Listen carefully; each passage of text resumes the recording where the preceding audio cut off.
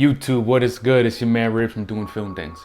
So as I told you, I've been doing tons of street photography recently. I'm really trying to work those skills and kind of get into some good habits when it comes to being out there, getting some candid street photography images of people kind of walking around the city. So I've been strolling around town with this camera right here, the Canon 7 rangefinder, and I have a 35mm lens on there. I've been shooting basically everything at 1600 ISO, so I've been pushing film, whether it's black and white or color.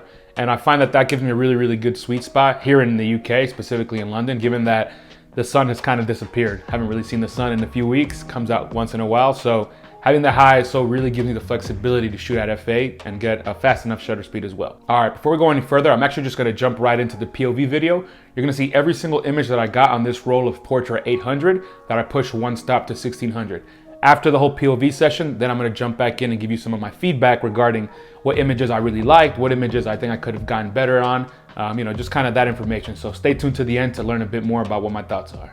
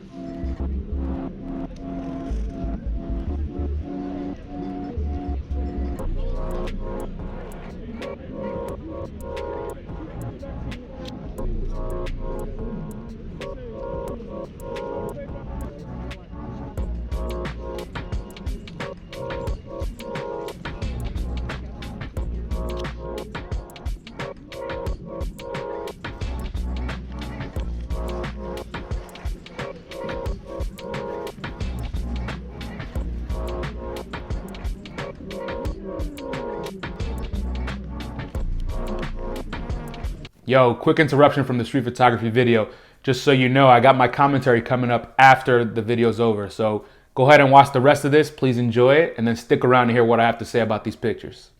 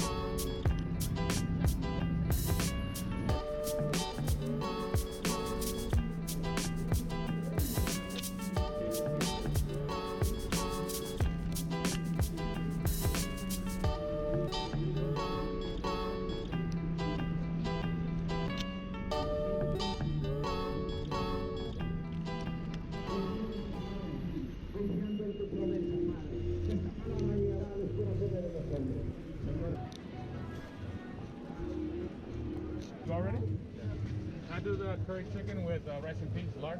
Yeah, with rice and peas. You have what chicken? Stew? I'll do that. Yeah, I'll do that.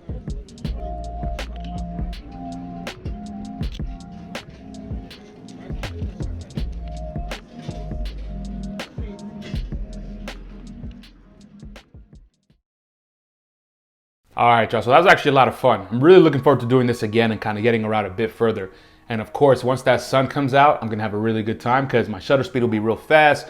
I'll be able to just kind of move around and snap as I want and not have to worry about blurry images or things of that nature. So I'm gonna walk you through a couple of the images that I really liked. I think my favorite image of the entire bunch is this one right here.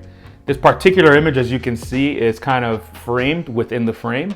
And I really just love the candid look into what they call the off-license stores here, which is basically just kind of like a little grocery store. If you're from New York, you'd call this a bodega, you know, kind of same flavor.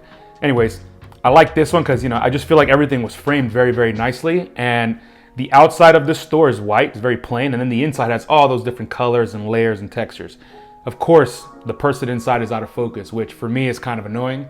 I'm zone focusing here, and I probably should have pulled my focus just a bit further, just so I can get into that kind of farther range, and I didn't do that. So, you know, kind of lesson learned for next time. I need to be a bit more careful and kind of cognizant of these things. But I still really like this image nonetheless, even though it's out of focus. It kind of gives it this kind of mystique, you know, a little kind of vibe, if you would say. And you're curious, like, who's that person? What are they doing? But I just love the framing, and I think even though the focus is off here, I still really like this photo. So it's probably my favorite one of the entire roll. There's another image here that I really wish I had nailed, and that's this particular image right here. This is another one where I'm trying to kind of frame a subject within a frame in the image. And as you see, there's all these boots hanging everywhere and boots on the table, kind of boots everywhere. And I got that person right in between the two layers of the boots on the table and the boots up above. It is a little bit blurry because I was probably in a rush and just kind of snapped it on the go. But also, I didn't focus on the person. I focused instead on the actual boots, which in this image, you know, I don't think it's the worst thing, but this image, if done properly, I think would have been really, really legit. So I'm gonna think about these things a bit more. Again, I'm kind of just running around, getting my, you know, my feet trained. I want to be able to just move around and not have to think too much, and kind of use my instincts to figure out what is a good image to take. So I'm going through those motions, but I think at some point I'm become a bit more particular and be very kind of choosy about what I want to do, and also just focus a bit more. Even though it's a fast image, kind of split second, in that split second, I want to make sure I think about the key things that matter, such as focus, for example, and of course, maybe holding still as well to get the image nice and sharp. This last image right here is actually the one that I kind of have the most regrets about. If you notice in the video, I kind of stood around and waited for this guy that was holding newspapers to kind of do a little spin and face me, because I wanted to get him from the front. He was dressed very nicely, and then he had these papers, and it just looked like a very classic kind of neighborhood scene. So I waited, you know, a few seconds, and I probably should have waited just a bit longer, because ultimately when I snapped the photo, he still wasn't looking towards me. So it's hard to even tell that those are newspapers. Also, you can't really see his outfit. You know, it's kind of a missed opportunity. So I just need to be a bit more patient when I'm out there. And, you know, being patient is tough because I'm a little bit worried about people kind of noticing me and being like, why are you taking photos of me? But I kind of have to shake that off a bit and just be a bit more patient and a bit more thoughtful. So next time I'm definitely gonna think about that as well. But, you know, I kind of regretted this image quite a bit, just given that if I had waited maybe another half a second, maybe one more second, I would have got the exact image that I wanted. All right, y'all, so that's my first POV street photography experience. What do you think? How'd I do? Remember, I'm getting started. This is kind of me getting my feet wet here, so don't judge me too hard, but I'm really trying to practice my skills and get better at this. Street photography of this style is very new to me, so I'm really making an effort to get better and to really practice a lot. So I'm really excited to see how this goes, but I do like a lot of these images already, even though they're not perfect. So I'm really happy with the progress so far. I'm definitely looking to see how much more progress I can make. That's what I got for today. I hope you enjoyed this video. If you did, please go ahead and leave me a like. And of course, if you haven't subscribed yet, go ahead and subscribe. This street photography stuff is going to be a lot more featured on this channel. So if you like that, definitely go ahead and subscribe. Peace.